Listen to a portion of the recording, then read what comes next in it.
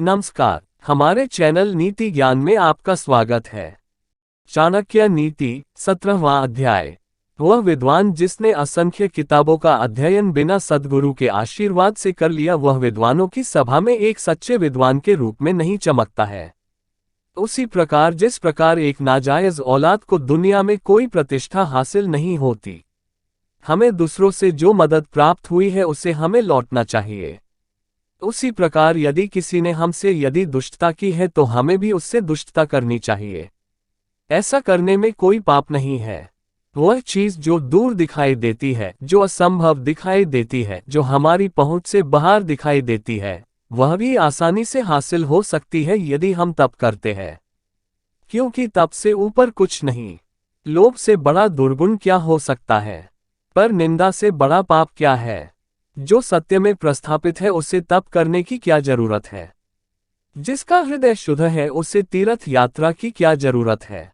यदि स्वभाव अच्छा है तो और किस गुण की जरूरत है? यदि कीर्ति है तो अलंकार की क्या जरूरत है? यदि व्यवहार ज्ञान है तो दौलत की क्या जरूरत है? और यदि अपमान हुआ है तो मृत्यु से भयंकर नहीं है क्या? समुद्र ही सभी रत्नों का भंडार है। वह शंख का पिता है। देवी लक्ष्मी शंख की बहन है। लेकिन दर दर पर भीख मांगने वाले हाथ में शंख लेकर घूमते हैं। इससे यह बात सिद्ध होती है कि उसी को मिलेगा जिसने पहले दिया है। जब आदमी में शक्ति नहीं रह जाती वह साधु हो जाता है।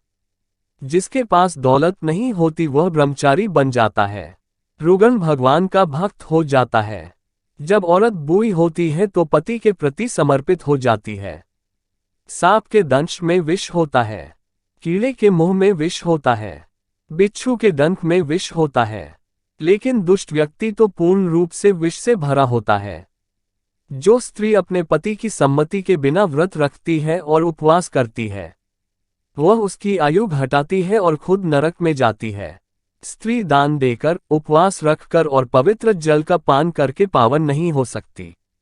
वह पति के चरणों को धोने से और ऐसे जल का पान करने से शुद्ध होती है।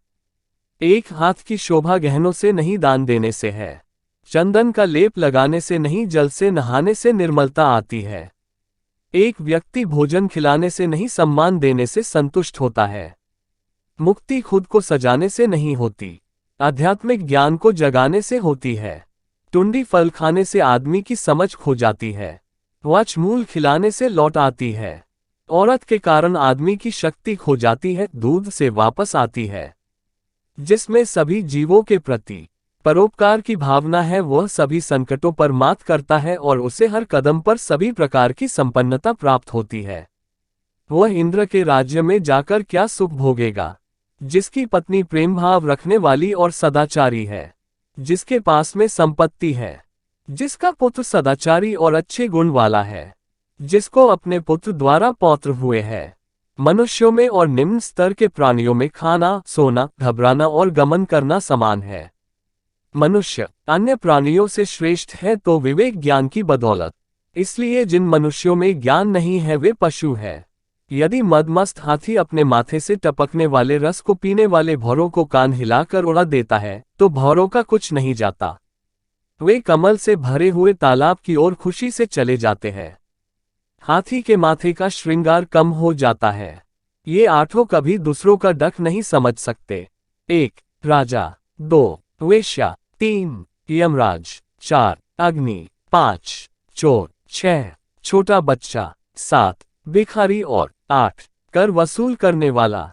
हे महिला, तुम नीचे झुककर क्या देख रही हो? क्या तुम्हारा कुछ जमीन पर गिर गया है? हे मूर्ख, मेरे तारुण्य का मोती न जाने कहाँ फिसल गया। हे केत की पुष्प, तुममें तो कीड़े रहते हैं। तुमसे ऐसा कोई फल भी नहीं बनता जो खाया जाए। तुम्हारे पत्ते कांटों से ढके हैं। तुम टेढ़े होकर बढ़ते हो, कीचड़ में खिलते हो, कोई तुम्हें आसानी से पा नहीं सकता। लेकिन तुम्हारी अतुलनीय खुशबू के कारण दूसरे पुष्पों की तरह सभी को प्रिय हो। इसलिए एक ही अच्छाई अनेक बुराइयों पर भारी पड़ती है।